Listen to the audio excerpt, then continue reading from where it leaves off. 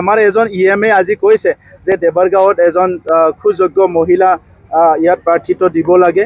আমাৰ তাত আছে তেনেকুৱা কেণ্ডিডেট, কিন্তু দলে পৰৱৰ্তী সময়ত সিদ্ধান্ত ল'ব, চিন্তা কৰিব কোনটো সমষ্টিত কেনেকুৱা পাৰ্টি প্ৰক্ষেপ কৰা হ'ব। BTR চৰকাৰৰ পৰা প্ৰথমবাৰ বেনিফিচিয়াৰী মিটিং আমি পুনৰ আৰম্ভ কৰিছোঁ আৰু আমি চালোঁ যে চাৰিটা বছৰত আমাৰ বিভিন্ন স্কিমবিলাক চেণ্ট্ৰেল গভৰ্ণমেণ্টৰ স্কিম, ৰাজ্য চৰকাৰৰ স্কিম আৰু কাউন্সিলৰ স্কিম, এইবিলাক চাবলৈ গ'লে এটা সমষ্টিত প্ৰায় 10,000-ৰ পৰা 15,000, ক'ৰবাত তাতকৈ বেছি অলপ চলপ কম বেনিফিচিয়াৰীবিলাকে আমাৰ পৰা বেনিফিট হৈছে।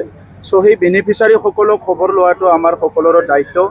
আৰু এই চাৰি বছৰত যিবিলাক তেখেতসকলে ঘৰ পাইছে, এই ঘৰটো ভালকৈ নিৰ্মাণ কৰিছেনে নাই, যিসকলে আজি হেণ্ডলুমৰ স্কিম পাইছে হেণ্ডলুমটো ভালকৈ নিৰ্মাণ কৰিছেনে নাই, বিভিন্ন ক্ষুদ্ৰ আঁচনি যিবিলাক পাইছে এইবিলাক ভালকৈ ৰূপায়ণ কৰিছেনে নাই, আৰু এইবিলাক চব ভালকৈ ৰূপায়ণ কৰিলেহে আমাৰ যিটো উদ্দেশ্য যে বড়োলেণ্ডত প্ৰায় 30-40টা বছৰ অনিশ্চয়তা আৰু অস্থিৰ হোৱাৰ পিছত, শান্তি ঘূৰি অহাৰ পিছত, এটা ষ্টেবিলিটি অহাৰ পিছত আমি বড়োলেণ্ড অঞ্চলখন অইন উন্নত অঞ্চলৰ লগত যেনেকৈ খোজ মিলাই যাব বিচাৰিছোঁ, এই কামটো বাস্তৱত ৰূপায়ণ হ'ব। প্ৰধানমন্ত্ৰী ডাঙৰীয়াই ভাৰতবৰ্ষখন বিকশিত ভাৰত, বিকশিত ভাৰত হিচাপে নিৰ্মাণ কৰিবলৈ গৈ আছে। অসমৰ মুখ্যমন্ত্ৰী ডাঙৰীয়াই অসমখন ভাৰতৰ উন্নত ৰাজ্যৰ ভিতৰত এখন হিচাপে নিৰ্মাণ কৰিবলৈ গৈ আছে। আমি BTR-বাসীয়ে বহি থাকিলে নহ'ব।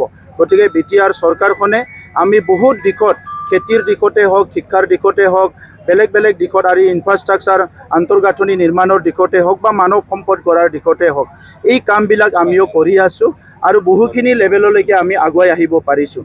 আজি স্বাধীনতাৰ প্ৰায় 78 বছৰলৈকে আমাৰ সমাধান নোহোৱা মাটিৰ সমস্যাবিলাক আমি সমাধান কৰিলোঁ।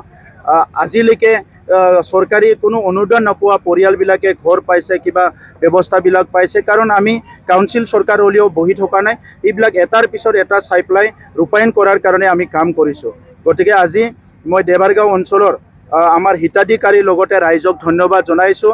আজি প্ৰায় 11,000-12,000 ৰাইজ আহি ইয়াতে উপস্থিত হৈছে, আৰু দেবৰগাঁও সমষ্টিত যিহেতু প্ৰাক্তন চিফ আগ্ৰামা মহিলাৰী ডাঙৰীয়াই ইয়াত ইমান বছৰ MCLA হৈ আছিলে বা চিফ হৈ আছিলে, তেখেতে এই সমষ্টিটো একো কাম কৰিব পৰা নাই, অলপ চলপ কাম কৰিছে, আৰু সেইখিনিও নিজৰ মানুহৰ দ্বাৰাই তেখেতে এটা দুটা ৰাস্তা বনাইছিলে, এই ৰাস্তাবিলাক আজি ভাঙি গ'ল।